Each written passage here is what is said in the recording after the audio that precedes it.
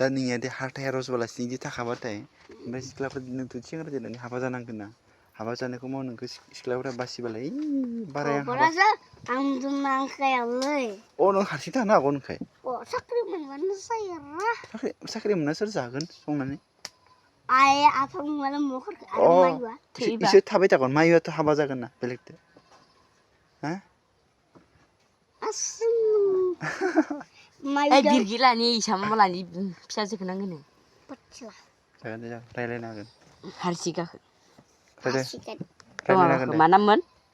माबा सिसिका नामखौ गोसोआव दोंलायलै दे नोंनि नामखौ उदित नामखौ खिथासंनो हायोबा दे इंलिसनि मोनसे थख' थख' दे आसाम इउ डि आइ